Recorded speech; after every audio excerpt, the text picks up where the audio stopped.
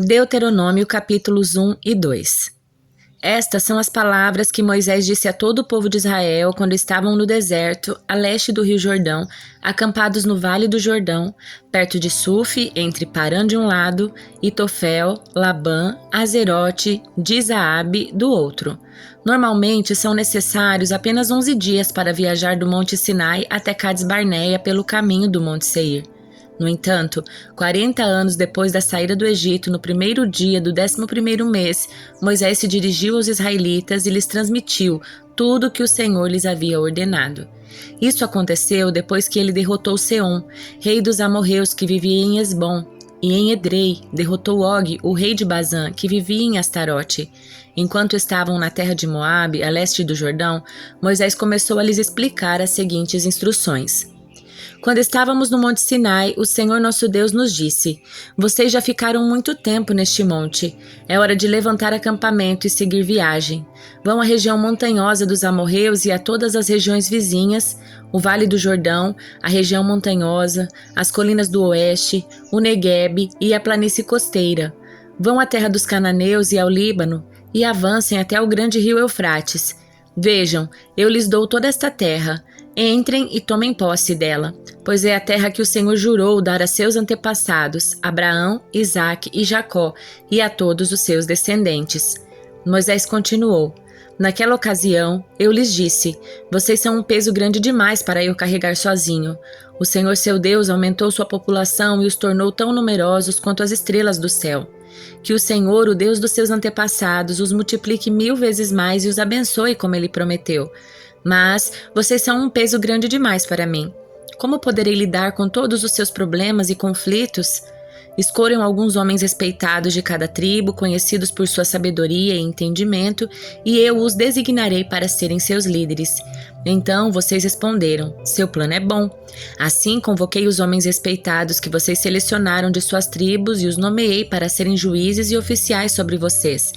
Alguns ficaram responsáveis por 1000 pessoas, outros por 100, outros por 50 e outros por 10.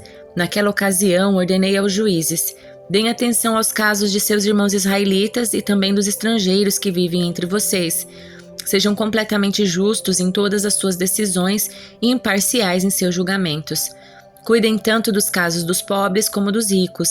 Não deixe que ninguém os intimide, pois Deus dará a decisão por seu intermédio. Tragam-me os casos que forem difíceis demais para vocês, e eu cuidarei deles. Naquela ocasião, eu lhes ordenei tudo o que deviam fazer. Em seguida, conforme o Senhor nosso Deus ordenou, partimos do Monte Sinai e atravessamos o deserto imenso e assustador, como vocês lembram, e nos dirigimos à região montanhosa dos amorreus. Quando chegamos a Cades Barneia, eu lhes disse: Vocês chegaram à região montanhosa dos amorreus que o Senhor nosso Deus nos dá. Vejam, o Senhor seu Deus colocou a terra diante de vocês. Vão e tomem posse dela conforme o Senhor, o Deus dos seus antepassados, lhes prometeu. Não tenham medo nem desanimem. Então todos vocês vieram e me disseram: Primeiro enviemos espiões para que façam o reconhecimento da terra para nós. Eles recomendarão o melhor caminho e indicarão em quais cidades devemos entrar. A ideia me pareceu boa, por isso escolhi 12 espiões, um de cada tribo. Eles foram à região montanhosa, chegaram ao Vale de Escol, fizeram um reconhecimento. Pegaram alguns dos frutos da região e os trouxeram para nós. Então relataram: A terra que o Senhor nosso Deus nos dá é de fato uma terra boa. Contudo, vocês se rebelaram contra a ordem do Senhor seu Deus e se recusaram a entrar. Queixaram-se dentro das suas tendas e disseram: Com certeza o Senhor nos odeia. Por isso nos trouxe do Egito, a fim de nos entregar nas mãos dos amorreus para sermos exterminados. Para onde podemos ir? Nossos irmãos nos desanimaram com seu relatório. Eles disseram: Os habitantes da terra são mais altos e poderosos que nós, e suas cidades são grandes, com muros que sobem até o céu. Vimos até os descendentes de Enaque. Eu lhes disse: Não entrem em pânico, nem tenham medo deles. O Senhor seu Deus irá diante de vocês. Ele lutará em seu favor conforme tudo que vocês o viram fazer no Egito. Também viram como o Senhor seu Deus cuidou de vocês ao longo do caminho enquanto viajavam pelo deserto, como um pai cuida do seu filho. Agora ele os trouxe a este lugar. No entanto, mesmo depois de tudo que ele fez, vocês se recusam a confiar no Senhor seu Deus, que vai adiante de vocês, buscando lugares para acamparem e guiando-os com uma coluna de fogo durante a noite e uma coluna de nuvem durante o dia. Quando o Senhor ouviu vocês se queixarem, ficou irado. Por isso fez um juramento: nenhum de vocês dessa geração perversa viverá para ver a boa terra que eu jurei dar a seus antepassados. A única exceção será Calebe, filho de Jefoné. Ele verá a terra, pois seguiu o Senhor em tudo. Darei a ele e a seus descendentes parte da terra que ele explorou durante sua missão de reconhecimento. Foi por causa de vocês que o Senhor se irou contra mim. Ele me disse: você também não entrará na terra. Seu auxiliar Josué, filho de Num, entrará na terra. Encoraje-o, pois ele o conduzirá ao povo quando Israel tomar posse dela. Darei a terra a seus filhos pequenos, às crianças que não sabem a diferença entre certo e errado. Vocês temiam que seus pequeninos fossem capturados, mas serão eles que tomarão posse da terra. Quanto a vocês, deem meia volta e retornem ao deserto em direção ao Mar Vermelho. Então vocês admitiram: pecamos contra o Senhor, agora subiremos e lutaremos pela terra como o Senhor nosso Deus ordenou.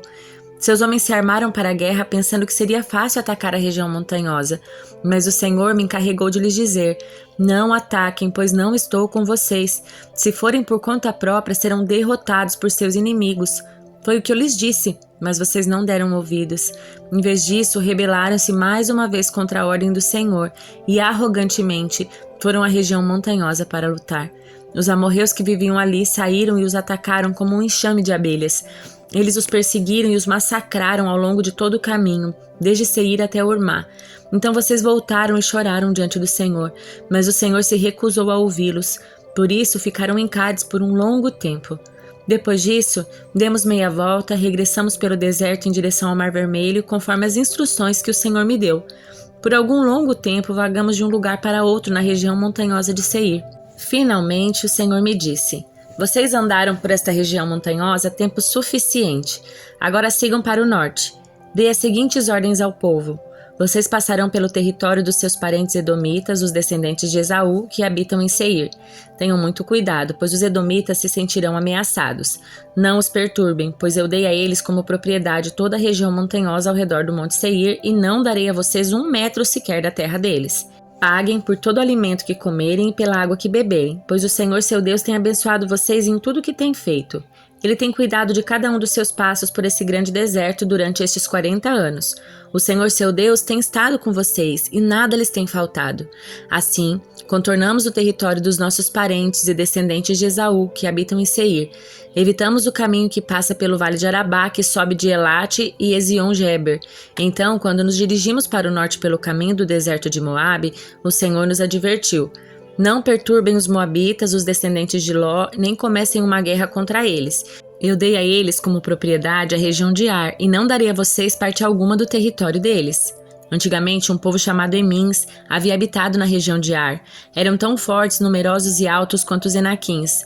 Os Emins e os Enaquins também eram conhecidos como Refaíns, embora os moabitas os chamassem de Emins. Em outros tempos, os Oreus haviam habitado em Seir, mas os Edomitas os expulsaram e ocuparam sua terra da mesma forma que Israel expulsou os habitantes de Canaã quando o Senhor lhe deu a terra deles. Então o Senhor nos disse: mexam-se, atravessem o ribeiro de Zered. Assim, atravessamos o ribeiro. 38 anos se passaram desde que partimos pela primeira vez de Cades Barneia até atravessarmos por fim o ribeiro de Zered. Àquela altura, todos os homens com idade suficiente para ir à guerra tinham morrido no deserto, como o Senhor havia jurado que aconteceria. A mão do Senhor pesou sobre eles e os eliminou, e eles morreram no meio do acampamento. Quando todos os homens com idade suficiente para ir à guerra haviam morrido, o Senhor me disse: hoje vocês atravessarão a fronteira com Moabe pela região de Ar e se aproximarão da terra dos Amonitas, os descendentes de Ló. Não os perturbem nem comecem uma guerra contra eles. Eu dei a eles como propriedade a terra de Amon e não darei a vocês parte alguma do território deles. Antigamente, aquela região era considerada a terra dos Refaíns que haviam habitado ali, embora os Amonitas os chamassem de Zanzumins. Também eram tão fortes, numerosos e altos quanto os Enaquins, mas o Senhor os destruiu para que os Amonitas tomassem posse da terra. Ele fez o mesmo pelos descendentes de Esaú que habitavam em Seir, pois destruiu os Oreus para que os descendentes de Esaú se estabelecessem no lugar deles. Os descendentes de Esaú habitam essa terra até hoje. Algo parecido aconteceu quando os Caftoritas de Creta invadiram e destruíram os aveus que habitavam em povoados na região de Gaza. Então o Senhor disse: mexam-se, atravessem o vale de Arnon. Vejam, eu lhes entregarei o amorreu Seom, rei de Hesbom, e lhes darei a terra dele. Ataquem-no e comecem a tomar posse daquele território. A partir de hoje, farei os povos de toda a terra se encherem de medo por sua causa. Quando ouvirem relatos a seu respeito, tremerão de angústia e pavor. Do deserto de Quedemote, enviei embaixadores ao rei Seom de Hesbom com a seguinte proposta de paz: deixe-nos atravessar seu território, ficaremos na estrada principal, não nos desviaremos nem para um lado nem para outro. Venda-nos alimentos para comermos e água para bebermos e pagaremos por tudo. Queremos apenas permissão para passar por seu território. Os descendentes de Esaú que habitam em Seir nos permitiram passar pelo território deles, como também fizeram os moabitas que habitam na região de Ar. Deixaram-nos passar até atravessarmos o Jordão e entrarmos na terra que o Senhor nosso Deus nos dá. Mas Seom, rei de Hesbom, não nos permitiu passar, pois o Senhor, seu Deus, endureceu-lhe o coração e o tornou hostil, a fim de entregá-lo em nossas mãos, como de fato aconteceu. Então o Senhor me disse: veja, eu lhes entrego o rei Seom e seu território. Agora comecem a conquistar sua terra e a tomar posse dela. Então o rei Seom declarou guerra contra nós e mobilizou todas as suas tropas em Jaza. Mas o Senhor nosso Deus o entregou a nós e matamos a ele, seus filhos e todo o seu povo. Conquistamos todas as suas cidades e as destruímos completamente. Matamos homens, mulheres e crianças. Não poupamos ninguém. Tomamos como despojo todos os animais, os objetos de valor das cidades que conquistamos. Também conquistamos Aroer, à beira do vale de Arnon, além da cidade no vale e toda a região até Gileade. Nenhuma cidade tinha muralhas fortes o suficiente para nos deter, pois o Senhor nosso Deus nos entregou tudo. Evitamos, porém, a terra dos Amonitas ao longo do rio Jaboque e as cidades da região montanhosa, ou seja, todos os lugares que o Senhor nosso Deus havia ordenado que deixássemos em paz. Livro de Jó, capítulo 8. Então Bildade de Suá respondeu a Jó: até quando continuará a falar assim? Suas palavras parecem um vendaval. Acaso Deus perverte o que é justo? O Todo-Poderoso distorce o que é certo? Certamente seus filhos pecaram contra ele e por isso receberam o castigo devido. Mas se você buscar a Deus e clamar ao Todo-Poderoso, e se for puro e íntegro, ele sem demora agirá em seu favor e devolverá o que por direito lhe pertence. E embora tenha começado com pouco, no final você terá muito. Pergunte às gerações anteriores, atente à experiência dos antepassados, pois nós nascemos ontem e nada sabemos. Nossos dias na terra passam como uma sombra, mas os que virem antes de nós o instruirão. Eles lhe ensinarão a sabedoria de outrora. Pode o papiro crescer fora do brejo? O junco se desenvolve sem água? Quando ainda estão florescendo, antes de ser cortados, começam a secar, mais depressa que a grama. O mesmo acontece com todos os que se esquecem de Deus. As esperanças do ímpio se evaporam. A confiança dele está por um fio. Apoia-se numa teia de aranha. Busca segurança no lar, mas ela não durará. Tenta agarrá-la com força, mas ela não permanecerá. O ímpio é como a planta verdejante que cresce ao sol. Seus ramos se espalham pelo jardim. Suas raízes se aprofundam por entre um montão de pedras e num leito de rochas se firmam. Mas quando a planta é arrancada, é como se nunca houvesse existido. Esse é o fim da sua vida, e do solo brotam outras plantas que tomam seu lugar. Mas uma coisa é certa: Deus não rejeitará o íntegro nem estenderá a mão ao perverso. Voltará a encher a sua boca de riso e seus lábios de gritos de alegria. Os que odeiam você serão cobertos de vergonha, e o lar dos perversos será destruído. Evangelho de João, capítulo 10. Eu lhes digo a verdade. Quem entra no curral das ovelhas às escondidas por sobre a cerca, em vez de passar pela porta, é certamente ladrão e assaltante. Mas quem entra pela porta é o pastor das ovelhas. O porteiro lhe abre a porta e as ovelhas reconhecem sua voz e se aproximam. Ele chama suas ovelhas pelo nome e as conduz para fora. Depois de reuni-las, vai adiante delas e elas o seguem, porque conhecem a sua voz. Nunca seguirão um desconhecido. Antes, fugirão dele, pois não o reconhecem. Os que ouviram Jesus usar essa ilustração não entenderam o que ele quis dizer. Por isso, ele as explicou. Eu lhes digo a verdade. Eu sou a porta das ovelhas. Todos que vieram antes de mim eram ladrões e assaltantes, mas as ovelhas não os ouviram. Sim, eu sou a porta. Quem entrar por mim será salvo. Entrará e sairá e encontrará pasto. O ladrão vem para roubar, matar e destruir. Eu vim para lhes dar vida, uma vida plena que satisfaz. Eu sou o bom pastor. O bom pastor sacrifica sua vida pelas ovelhas. O empregado foge quando vê um lobo se aproximar. Abandona as ovelhas porque elas não lhe pertencem e ele não é seu pastor.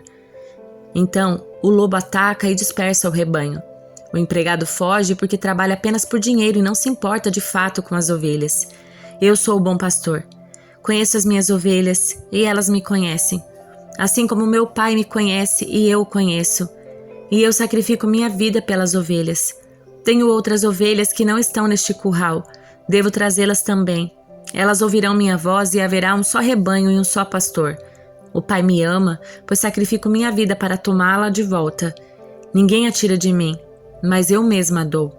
Tenho autoridade para entregá-la e também para tomá-la de volta, pois foi isso que meu Pai ordenou. Quando Jesus disse essas coisas, as opiniões dos judeus a respeito dele se dividiram outra vez.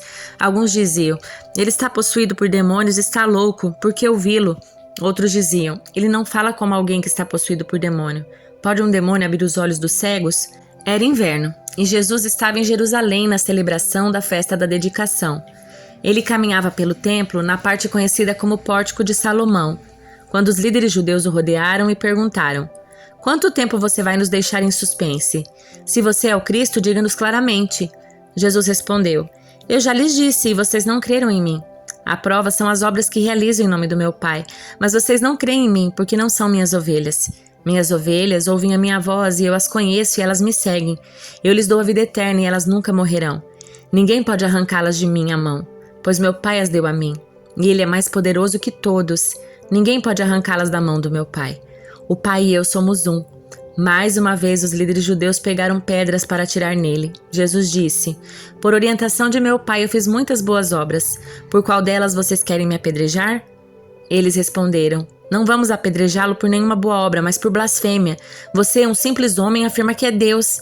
Jesus respondeu: as próprias escrituras de vocês afirmam que Deus disse a certos líderes do povo: eu digo, vocês são deuses, e vocês sabem que as escrituras não podem ser alteradas. Portanto, se aqueles que receberam a mensagem de Deus foram chamados de deuses, por que vocês consideram blasfêmia quando eu digo, eu sou o Filho de Deus? Afinal, o Pai me consagrou e me enviou ao mundo. Não creiam em mim se não realizo as obras do meu Pai. Mas se as realizo, creiam na prova, que são as obras, mesmo que não creiam em mim. Então vocês saberão e entenderão que o Pai está em mim e que eu estou no Pai. Novamente tentaram prendê-lo, mas ele escapou e os deixou. Foi para o outro lado do Rio Jordão, perto do lugar onde João batizava no início. Ficou ali por algum tempo. Muitos o seguiram, comentando entre si: João não realizou sinais, mas tudo o que ele disse a respeito desse homem se cumpriu. E muitos ali creram em Jesus.